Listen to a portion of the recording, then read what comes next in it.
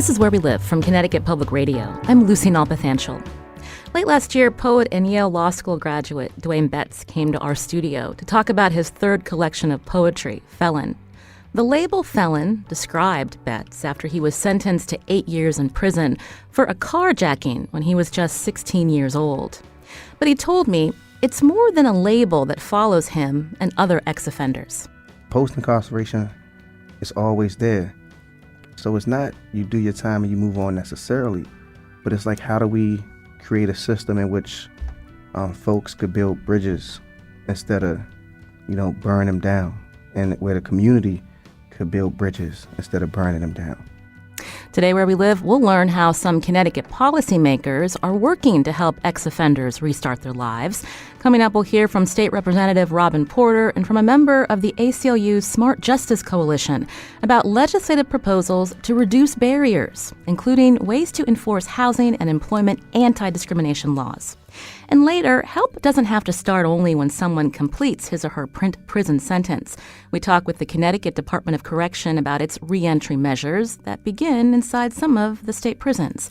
You can join our conversation too, 888-720-9677. That's 888-720-WNPR. As always, find us on Facebook and Twitter at Where We Live.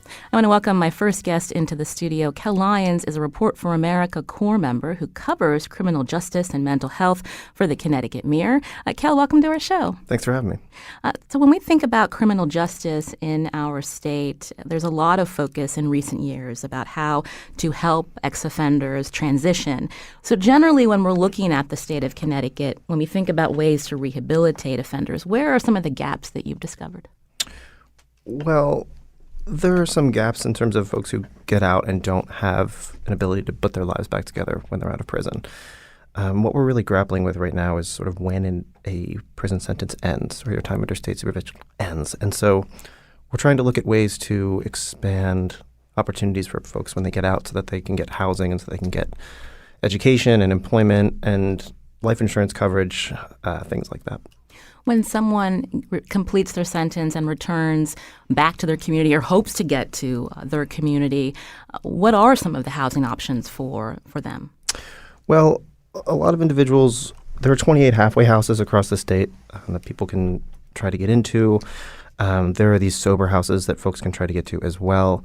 But as far as securing their own apartments or living situations, it can be challenging. A lot of folks who are in the system, if they've been in and out through this revolving door, they might have frayed some relationships with family members.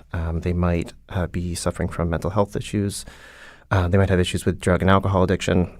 And so when they try to go out and secure their own housing, it can be challenging for them to get a landlord who's willing to rent to them. And that seems to be a pretty major gap that we're thinking about now in the session. You mentioned there are 24 halfway houses around the state, also sober houses. I can't imagine that's an ideal living situation for somebody who, again, is trying to restart their lives. I mean, what is that like? How long are they there? Well, their time there tends to vary. But in these 28 houses, you tend to have folks who are challenged because they can't see their family often as much. There's been some reporting about that. They're also less than ideal situations because I've heard that they don't have a lot of privacy. It's just not ideal as you're getting out, and you're in a vulnerable state when you get out of prison after you'd spent time behind bars. It can be really challenging to live in these situations and to kind of thrive and find a job and to balance all of these things, these spinning plates at once. I mentioned that you also cover mental health for the Connecticut Mirror. You did a story in the last few months about, again, trying to connect ex-offenders with mental health resources. And there was a really surprising statistic in that story that you did. Of the people released from prison, 54% of them are dying from drug overdoses? Well, it's that of the people who are dying from drug overdoses, they are now making up a larger share of the individuals who spend time behind bars. So there's this bigger overlap between folks who are suffering from addiction and who overdose when they get out. And there's a variety of reasons for that, right? You know, when you're incarcerated, your tolerance tends to go down. So if you come out and you use again, then you're at risk of dying if there's something in those drugs like fentanyl that, you hadn't used before. There are also fears generally. There are discussions about expanding Medicaid eligibility for people in the session right now to try to connect them with resources when they get out so that they're better able to manage their drug and alcohol problems. You're hearing Kel Lyons in our studio. He's a Report for America Corps member who covers criminal justice and mental health for the Connecticut Mirror. As today we look at measures within the Connecticut General Assembly to try to help ex-offenders, also what programs exist on the outside. You can join us, 888-720-9677, or find us on Facebook and Twitter at Where We Live. You mentioned barriers to finding housing because of someone's criminal record. Can we talk more about some of the other barriers that people who have not experienced prison may not even understand that they're there for people who are trying to, again, restart their lives? Sure. So there are something like 569 collateral consequences of a criminal record, according to a outside agency called the Council of State Governments. That most of those are employment related, about 2/3. There are also a lot that can affect individuals' ability to qualify for life insurance or to get life insurance. There are challenges with trying to get them to get certification programs for various jobs. There are a lot of issues with folks who apply for a job and are denied a job, and it's sort of murky. They're not explicitly told it's because of their record, but there is a feeling that they have been discriminated against because of that criminal record. But a lot of them, according to this council, have to do with specifically with employment, which I think as we're talking about this at the legislature, there's this idea that we can unlock a large segment of the economy that's just inactive right now because folks aren't able to get back to work when they get out. And it really seems like we're questioning what both the purpose of prison and state supervision is, whether it's punishment or rehabilitation, and also really when a prison sentence ends, and whether it should be for life or whether it should end and somebody should be allowed to or helped to get back on their feet when they get out. Connecticut has been on, again, the last several years looking at criminal justice reform. Does Connecticut stand out in terms of having these repeated discussions year after year within their legislature of ways to remedy some of these challenges? I think so. Under the previous governor, there was a lot of effort to get folks out of prison and to really kind of bring down the number of individuals who are both in prison and under state supervision. And we've seen that. We've seen parole go down. We've seen prison populations go down, crime go down, arrests go down. Now we're starting to look at, well, what happens when they get out? Just because they're not locked up anymore doesn't mean that they don't need help. It doesn't mean that they're still not branded with a scarlet letter because of this record. And so now the legislature seems to be grappling with what do we do when they're out of prison, and we're trying to figure out how they can get back to being productive members of society. Anyone who gets locked out of finding a secure place to live or to even have a job, how does that impact an ex-offender when we look at recidivism rates in the state of Connecticut? Yeah, so there's a lot of thoughts about how if people are locked out of or are unable to get housing or employment, that they're more likely to commit more crimes down the line. And our recidivism rates right now, there was a study done by the state which found that 60% of folks over 3 years were rearrested. But recidivism rates are sort of tricky because everybody kind of has a different definition, whether or not that's a new crime or a new conviction rate, or whether or not you're being sent back because of a technical violation under probation or parole. The nice thing about this state data is it sort of broke that down and talked about how 60% were rearrested within 3 years, but 45% were newly convicted. And even then, there's some nuance in the numbers in that if you look at individuals who have more education or they're older, they are less likely to commit more crimes down the line, as well as if they have the lengthier number of sentences. If they've been sentenced multiple times, they're also more likely to be back into the system.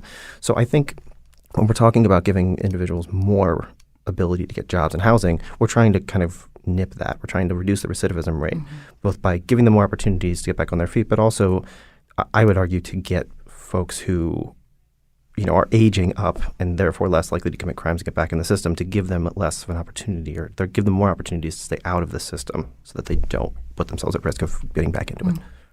Is there a debate going on among lawmakers? Because we hear it often within society that people feel like if you look at someone's past record, it is a pretty good indication of the type of person they are. And so if a landlord wants to find out if someone has a criminal record before renting to them, or if a prospective employer wants to know if somebody has a criminal record, is there an argument there for those people that say this is about also public safety?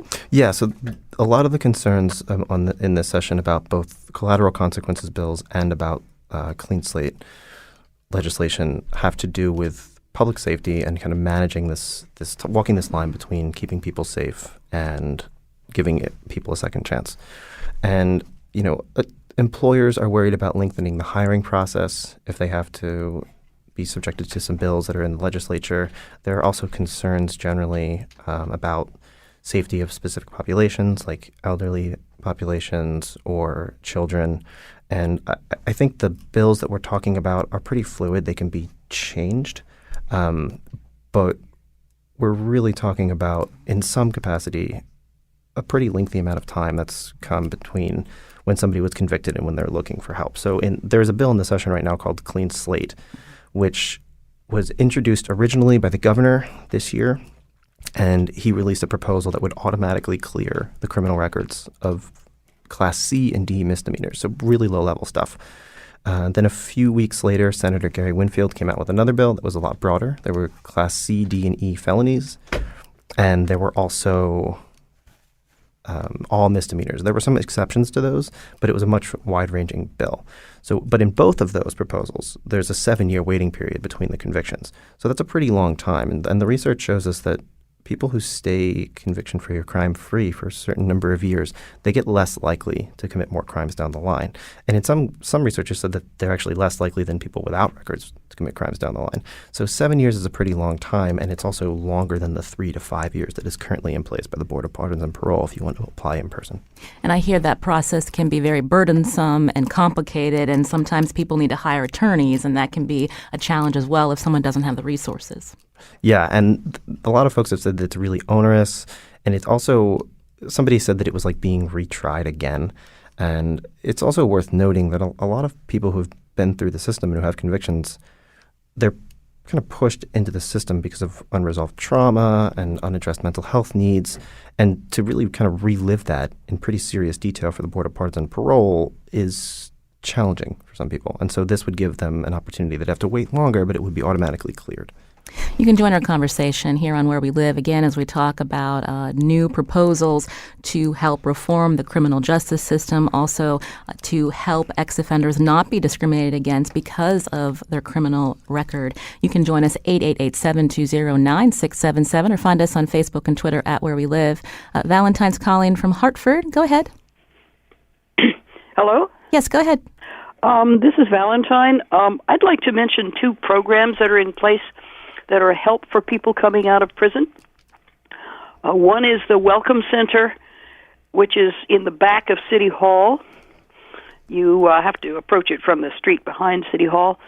And it's particularly for end-of-sentence folks, but I think there's some services available for everybody. They help you find housing. They help you with some immediately needed supplies.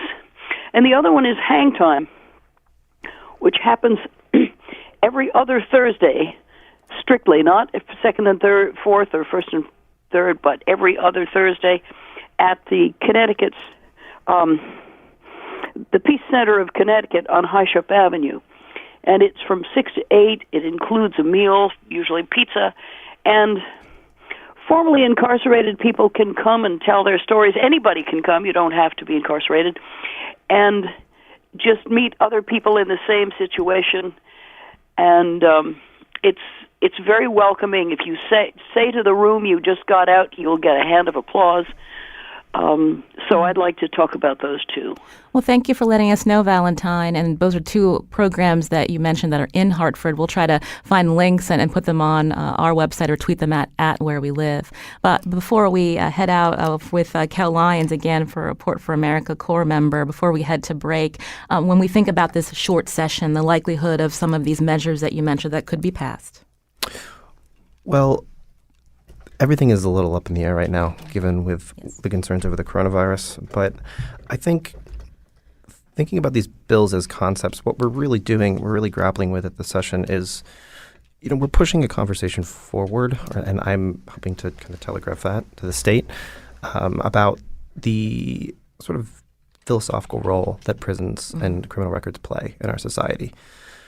Some people are thinking that is an indicator of keeping the public safe. Others are thinking, well, if we help people to clear those, then that will keep the public safe over a longer time. We're really trying to think, when a sentence should actually end. Should it end when somebody walks out of a prison, when they finish their parole or probation, or should it continue for the rest of their life? And I think that those aren't questions that are going to go away at the end of this session, regardless of what happens with Clean Slate and regardless of what happens with the Collateral Consequences Bill.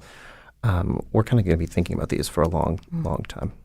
Kel Lyons, again, is Report for America Corps member who covers criminal justice and mental health for the Connecticut Mirror. Kel, thank you for your time. We'll tweet out some links to your stories. Thank you. Appreciate it. After the break, we'll learn more about this proposal to reduce the collateral consequences ex-offenders face. Also, State Representative Robin Porter will also be joining us. Have you been involved in the state criminal justice system? What was your experience once you returned home? Join us, 888-720-9677, or find us on Facebook and Twitter at Where We Live.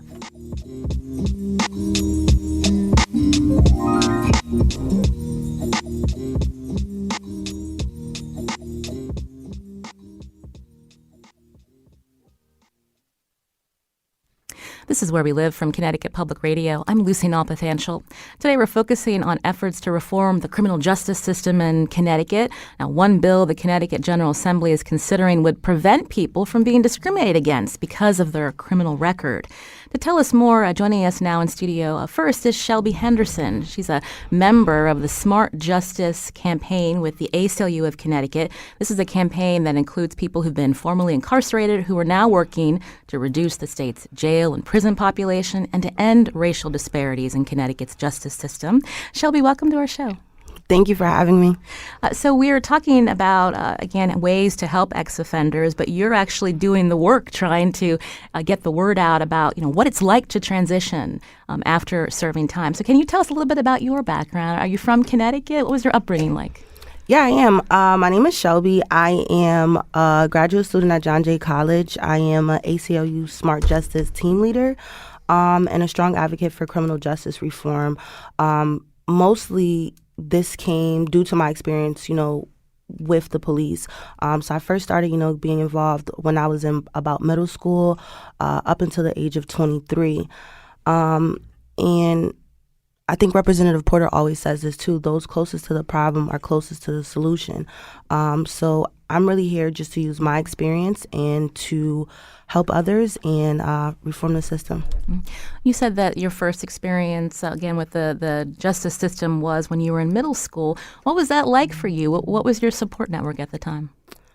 I would say I was a troubled teen, adolescent. I was raised in a single parent home.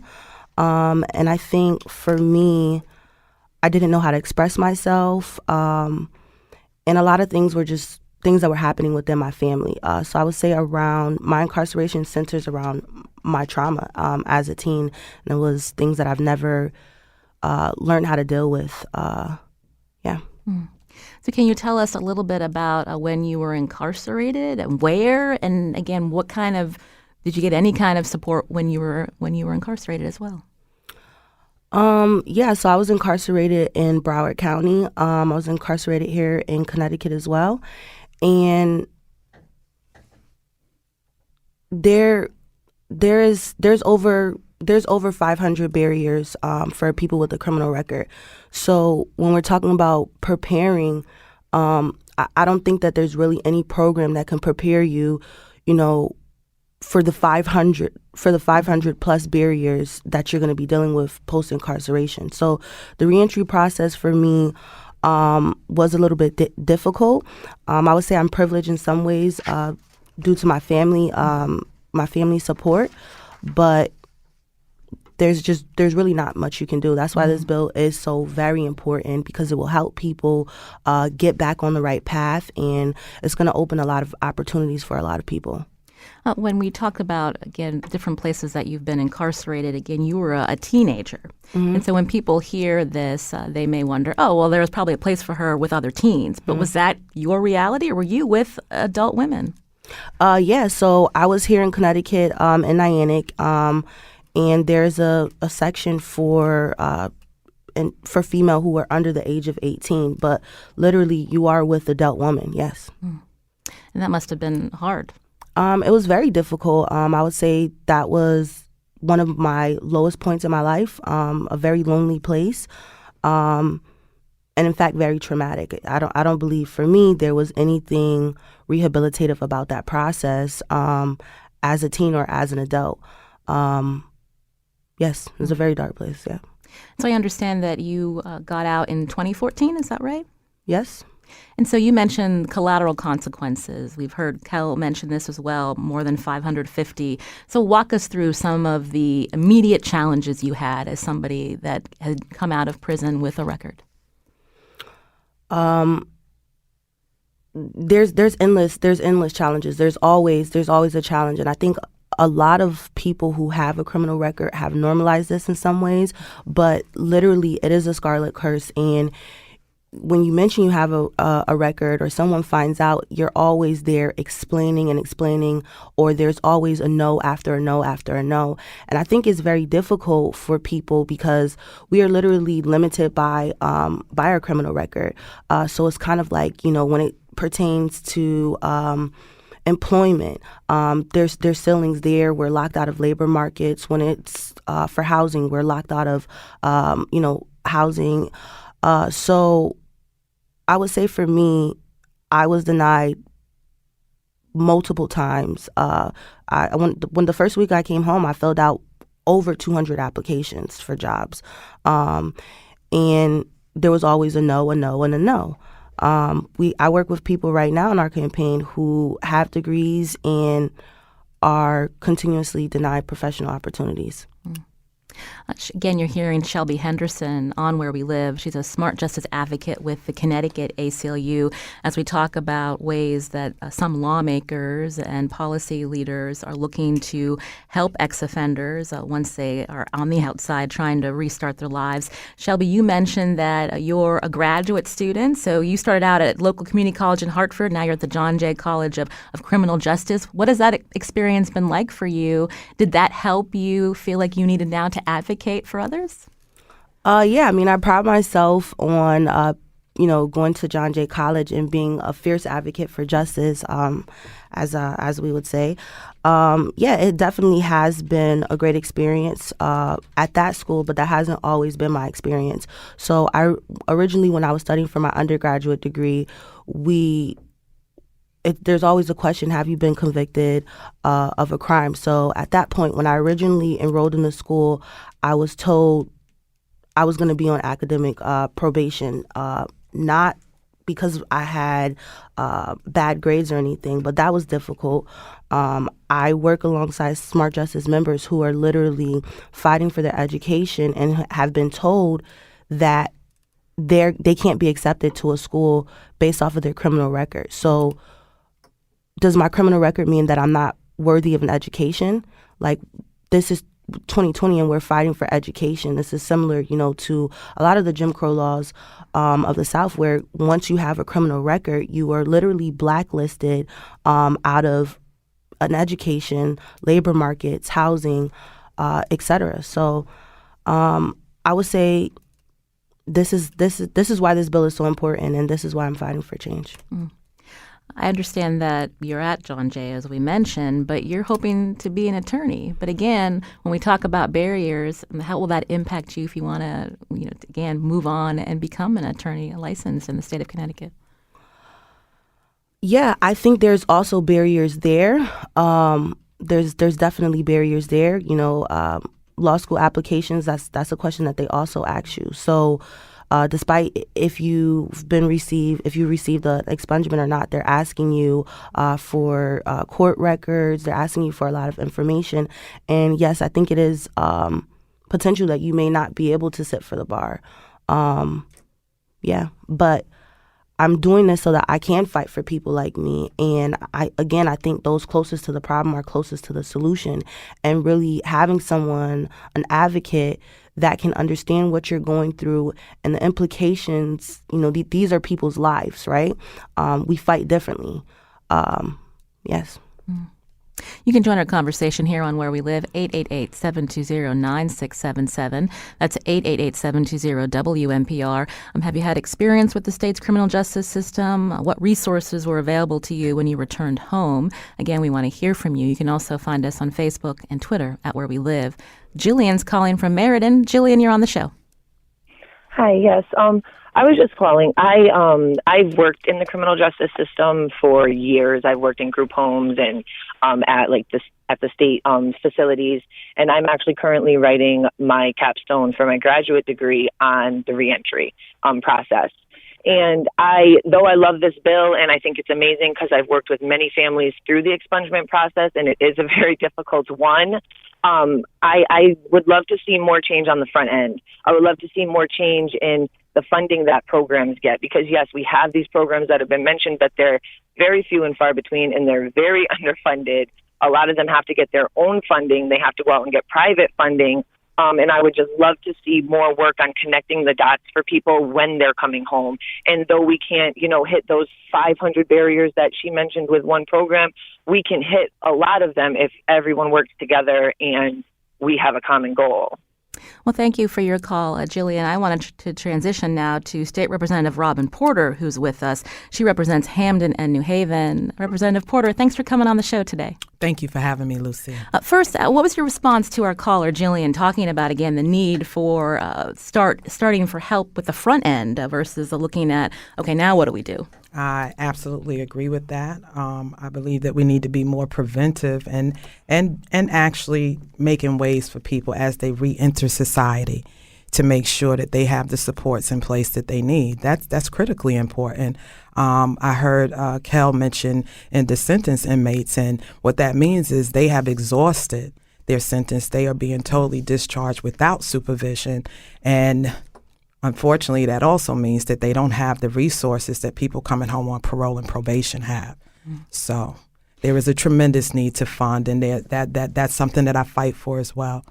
You're helping lead this movement behind this collateral consequences bill. We heard a bit about what shall be experienced. Kel also laid it out for us for people who are ex-offenders. So tell us what this bill would do. Well, the bill would generally make it a discriminatory employment practice for an employer with at least 3 employees to take certain actions against someone because of their criminal record. And that would be refusing to hire or employ the person, barring or discharging the person from employment because of a criminal record, and discriminating against the person in pay or in the terms of conditions or privileges associated with employment. How do you respond to some listeners who think, again, that someone who's renting should have the right to ask that question, or if they're looking for a prospective employee? How do you respond to their concerns? Well, I think the thing that really resonated with me, Dr. Richard Cho was the chair for the housing subcommittee.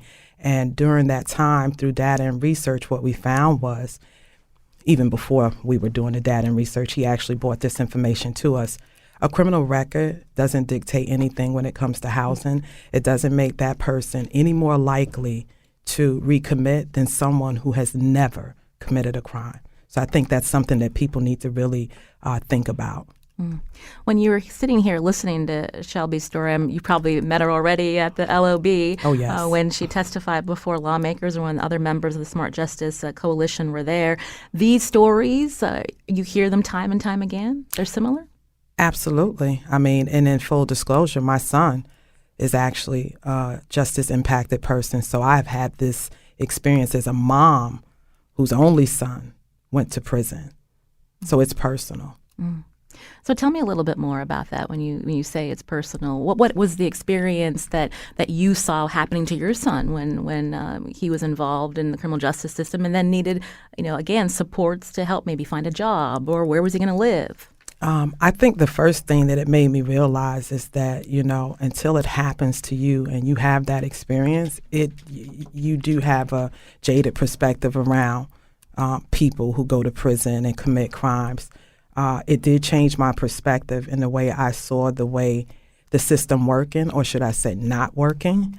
And I just think that overall, it's important, and Shelby spoke to this, to have the supports in place, the family, the friends, the people that will write to you, come and visit you, make sure that you have money on your commissary, that you can call someone when you need to talk to someone, that you keep the relationships and the family relationships intact as much as you can, because in my experience in visiting, oftentimes I felt like I was a criminal having to go through the process of even getting in to see him and to visit with him and to have to sit across a table and not have physical contact. And so there was a lot of different things that I was exposed to that really got my attention and created a passion in me to address the needs and to be an authentic voice and to actually give amplification to the voices that weren't being heard around these issues.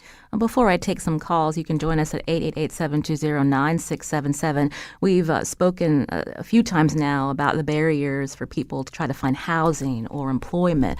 But what about people who are applying for college courses or want to go to university? Do those applications also ask about a criminal record? Yes. I mean, and you have not just the aspect of education and higher ed, you have car insurance, you have life insurance, you have all credit transactions. I mean, people are impacted on several different levels that impede their ability to actually thrive when they come home. Again, you can join us here on Where We Live. Representative Robin Porter in studio with me. Also, Shelby Henderson, who's with the Smart Justice Campaign with the Connecticut ACLU. Doug's calling from Sandy Hook. Doug, you're on the show. Hi, I'm Doug. I was wondering about education opportunities in the prison, and is there data at how they affect recidivism?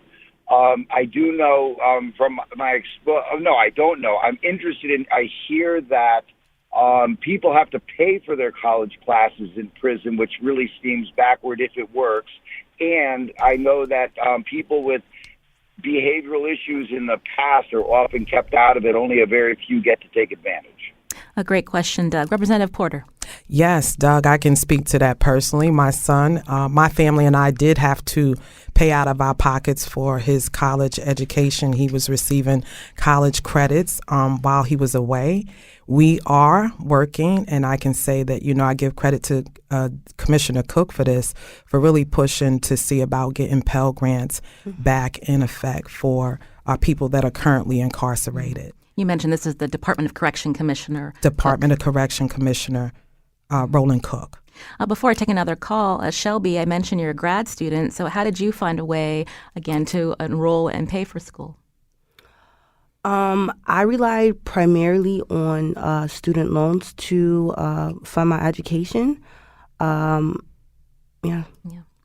Again, you can join us on Where We Live, 888-720-9677. We know from past shows when we talk about higher education, when loans with student debt, another reason you need to find a good-paying job because you want to be able to pay off that debt and not have it follow you for years. Rich is calling from Vernon. Rich, you're on the show. Hello. Yes, Rich, go ahead. I just wanted to let you know that I'm 61 years old and I'm in a situation that I am completely unemployable. In 1990, I was sentenced to an assault, a sexual assault, and in 1998, they passed the Megan's Law, which reached back to 88, which included me on that list. So for the last 17 years, I've pretty much been only able to work 3 years, and the legislator just doesn't really want to do anything about anything, and it's kept me completely unemployable. I'm 61 years old now. I don't have much left to work. I have no Social Security. I have no, right now I'm thinking about collecting disability, and they have made the law, and people who are on there for child molesting get off in 10 years, which was supposed to be for life because it's a second degree, and first degree is on there for life, and the legislator doesn't really want to change anything, and it's put me in a situation where, I don't know what to do. I need help, and no one seems to want to touch the issue. Well, Rich, thank you for calling in. State Representative Robin Porter is with us. She's just one of many legislators in the Connecticut General Assembly. But this touches on something that I think a lot of people wrestle with, and that is there are particular crimes where people can say, you made the mistake, but maybe we could give you a second chance. But then there are other crimes. This is an individual that was convicted of sexual assault where people do not want to give someone a chance, even after they've served their time. How do you address that? We actually have been working really hard to try to address that, but you are correct. There is, and it's an extremely heavy lift, and I say that because of the lack of political will to address it. And I think, when you say sexual offense, that people automatically think pedophilia or, child molesters, and that's not the case. Every sexual offense is just as different as every criminal offense. We did talk about this on the council, and we did a lot of work with the advocates. We're still at an impasse because people are uncomfortable with that. But me personally, I say, we have to give people second chances, and we can't talk about doing an anti-discriminatory bill on criminal records and then discriminate against people with sexual offenses. So we just have to get to a point where I don't know how to find a way to make people comfortable with that. Shelby, you wanted to add something? Yeah, I wanted to add that I think everyone deserves the right to education. Everyone deserves the right to affordable housing markets. And I think that we're fighting for opportunities for everyone. People are asking to live meaningful lives and to contribute to society. And I don't think that a criminal record should be a lifetime sentence. I often say that. If it wasn't a life sentence going in, it should not be a life sentence coming out. And people should not be perpetually punished, once they've served the time. They say if you do the crime, do the time. People are doing the time, and as this man has stated, he's 61. He's been condemned for decades now. And I'm sure he is not the same person he is today that he was when he made this mistake. Again, you can join our conversation at Where We Live as we talk about efforts to reform the criminal justice system, how ex-offenders are treated once they're on the outside, again, trying to start over. We got a message or a post on Facebook. EJ writes, I was released from Niantic in 2017 at 9 p.m. at the Waterbury Police Station, dropped off in a gray sweatsuit and a laundry bag with my inmate number. It is now March 2020, and I still can't attain housing due to my criminal record. I wanted to turn back to Shelby Henderson. What can someone like EJ do? Where do they go to get that support? Yeah, that's a tough question. I mean, it is not impossible, but I think these are barriers that a lot of us face.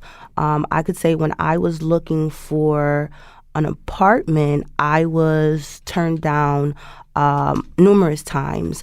And at that point, I was 18 years old, a young female, and the only place where I was able to find housing was a rented room where I was the youngest among about 15 other adults. I was one in three females. So it is difficult, and I find that people with a criminal record are often forced into predatory markets, and it is difficult. Housing is essential when you're trying to reintegrate into society, and it is difficult. Private renters are often, discouraged, and they don't want to rent to you. I think it has to do a lot with, just educating people that, just because you have a criminal record does not mean that you're not going to pay your rent. It doesn't mean, it really doesn't mean anything. I have a Smart Justice team leader that I'm with. She's now 65 plus years, and she has never been able to obtain apartment in her name. She's never been able to have an apartment in her name. So sometimes you have to think outside of the box, unfortunately.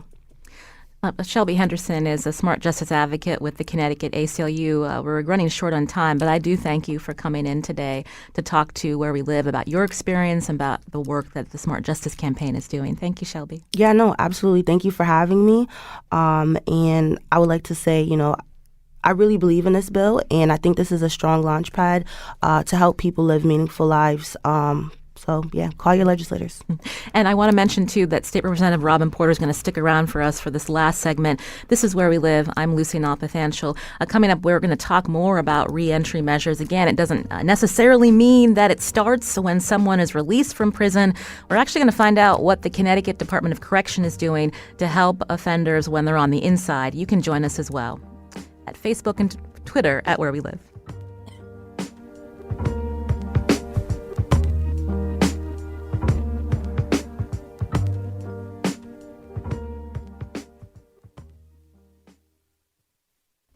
This is Where We Live from Connecticut Public Radio. I'm Lucy Nalpathanchel. This programming note, on Monday, we're going to focus another show on coronavirus. Is your child's school closed? Are you a college student sent off campus? Are you now working remotely? We want to hear from you. You can join that conversation on Monday. Today, we've been talking about proposals before the Connecticut General Assembly again to reform the criminal justice system. We heard about some of them, but efforts to help ex-offenders don't necessarily have to begin when someone's released from prison. Joining us by phone now is Trina Sexton, Director of Reentry Services with the Connecticut Department of Correction, also the DOC. Trina, welcome to our show. Good morning. Thank you. So we're hearing a lot about reentry. That was something that started under former Governor Daniel Malloy. So tell me briefly, what are some reentry programs that the DOC has now to help offenders? Sure. So I want to back up 1 second and just talk about Commissioner Cook. He recently unveiled our new strategic plan that outlines a vision for the agency that's focused on human dignity. This is a concept that permeates into our work, our programs, our services, our future, and our people. And when it pertains to criminal justice reform, this strategic plan and emphasis on human dignity are the foundation of what we are doing to remove barriers to successful reentry, enhance that very important pre-release engagement piece, and work to improve outcomes for individuals and families. Well, so we'd love to have Commissioner Cook come on for a whole hour to tell us more about that strategic plan as well as other efforts within the DOC. But in terms of reentry, can you tell us a little bit more about some of the programs? Sure. So identification is one of our key areas of focus right now. We know that individuals need this for employment, housing, access to entitlement, and treatment. So this work begins approximately 3 years from end of sentence. We work with individuals to get their birth certificate, Social Security card, and DMV ID. Many people don't know, but we actually have the DMV that comes right into one of our facilities to once a month to process IDs for individuals who are getting ready to leave. And since 2017, the DOC reentry staff have procured 4,001 birth certificates, 5,288 Social Security cards, 1,446 driver license renewals, and 4,468 non-driver IDs. We do have some challenges right now that we're facing in this that, I feel it's important to talk about. In getting some of the birth certificates, we're waiting sometimes 8 to 10 months from certain jurisdictions. And we're currently working with Senator Chris Murphy's office to reach a resolution in Puerto Rico because we have a substantial population, approximately 10% of our population, who's born in Puerto Rico, and we're not able to get birth certificates for them. Certainly, having those documents in hand is important when somebody is trying to find a place to live and a job. But when we had Kel Lyons on earlier, he talked about the high need for resources for individuals who've had substance abuse in their background, people who are overdosing when they're now on the outside. So what is the DOC doing to connect these people with services? So one of the key issues that we're facing, especially with a population that has a substance abuse history, is homelessness. Our current figures indicate that we have about 770 incarcerated individuals who reported that they were homeless or had marginal housing upon admission into the system. A recent data match between our population and the state's homeless management information system definitely showed that there is a relationship between homelessness and incarceration. And that's not just in Connecticut, that's nationwide. So to give an overview of what we do, we work closely with United Way 211 and our Addiction Services Department to pretty much hook up people with services prior to their release. For those that are homeless, we facilitate a 211 shelter call. But individuals can wait 1 to 3 days and sometimes as much as 2 weeks for placement in a shelter. And that's a pretty significant reality. What we are doing to address this, we are involved in a number of committees to address homelessness, such as the Reaching Home campaign, the Governor's Task Force on Housing and Supports for Vulnerable Populations. We work closely with United Way 211 and the Connecticut Coalition to End Homelessness to address the current need, and we are brainstorming measures of how we can implement upstream work to really meet the needs of the people who are returning to the communities. You're hearing Trina Sexton, Director of Reentry Services at the Connecticut Department of Correction. I wanted to turn back to State Representative Robin Porter, who represents Hamden and New Haven. When I asked Trina about reentry services and how they start within state prisons, what is your response to some of what Trina has said? I'm interested in knowing. Hi, Trina. How are you? Hi, ma'am. How are you? Wow. I know that we are still getting complaints about DOC ID and things like that. So I'm really happy to hear that they are setting up and having DMV come in, because that is a real issue for folks.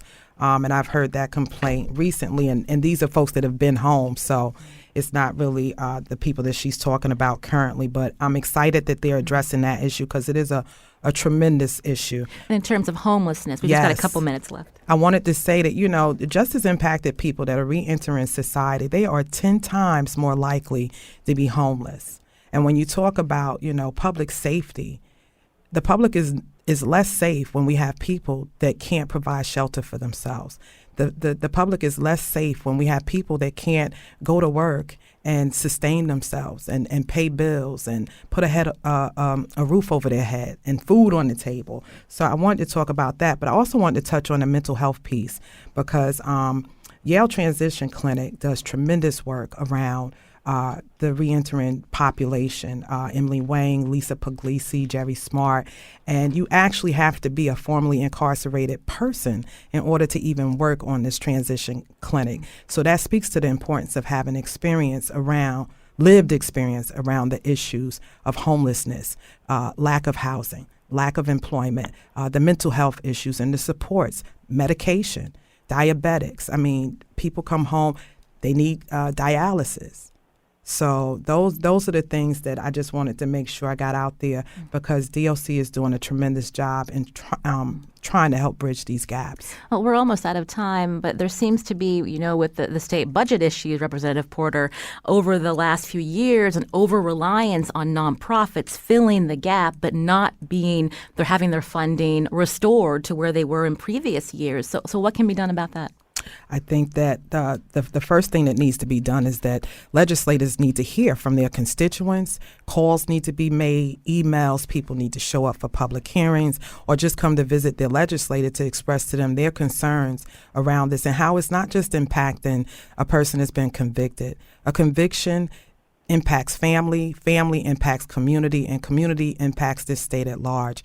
And if we would put people back to work, I think we would have the revenues needed to make all of these programs work and keep the supports in place that folks needed. Well, I want to thank State Representative Robin Porter for joining us again, who serves Hamden and New Haven, one of the supporters of this collateral consequences bill. We'll see where it goes this session. We thank you, Representative Porter, for your time. Yes, thank you. And that's House Bill 5389, an act concerning the collateral consequences of a criminal record. Also, I want to thank Trina Sexton, Director of Reentry Services at the Connecticut Department of Correction. We'll be reaching out to the DOC, hopefully to have their commissioner on for a full hour, so we have more time to talk about these initiatives and more. Trina, thank you. Thank you. Today's show produced by Tess Terrible. Thanks to Carmen Baskoff on the phones. Our technical producer is Kat Pastor. I'm Lucy Nalpathanchel. Thanks for listening.